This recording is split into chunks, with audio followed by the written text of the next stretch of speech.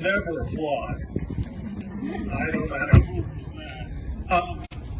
So I'm just going to talk whether the microphone stays on or not. I've lectured in auditoriums where there are 300 students from front to back, and they give me those because I can talk so loud that people can hear me regardless.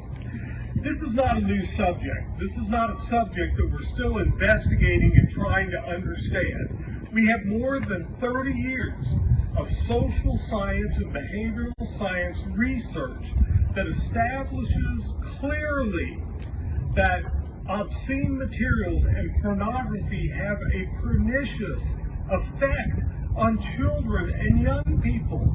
This is not debatable. This bill and certain aspects of it may be things that we need to work out how we protect our children. But the question is not, should we be protecting our children?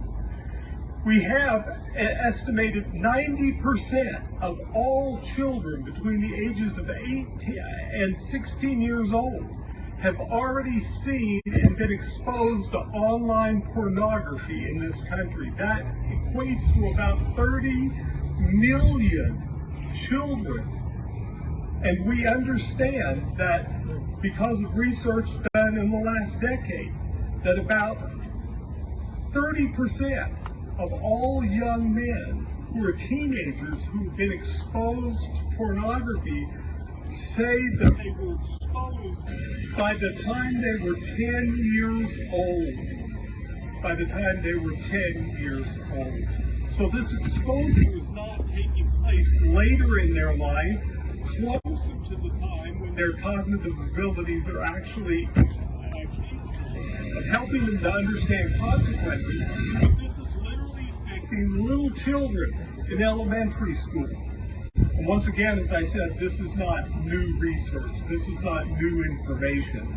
The battle to protect our children's vicinity should be in schools. Schools should be the first line of defense. It should be the first place, not the gateway for exposure.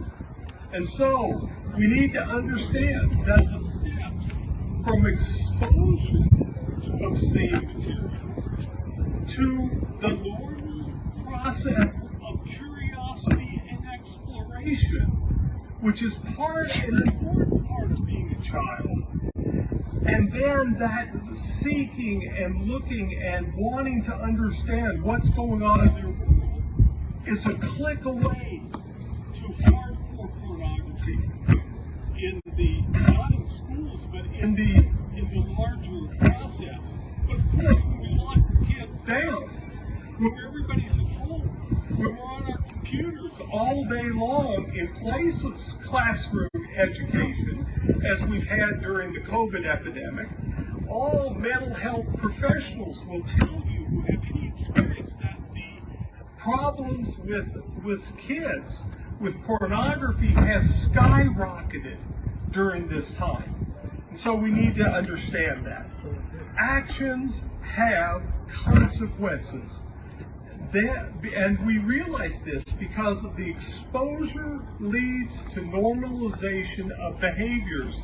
So what are we seeing in our school children?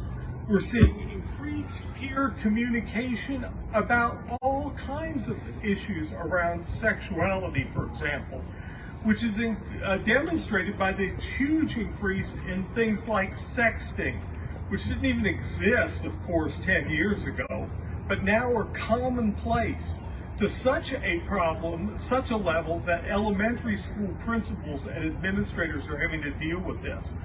And then the number of acting out behaviors that we're starting to see demonstrated once again among younger and younger children.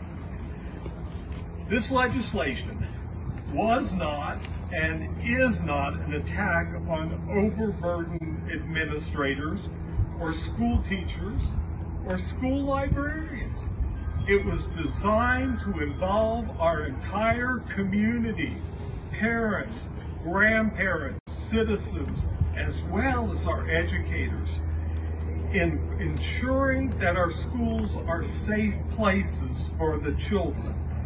And once again, the behavioral science research clearly demonstrates that this is not a diminishing, it is an increasing problem that needs to be addressed, and that's what this bill did and intended to do.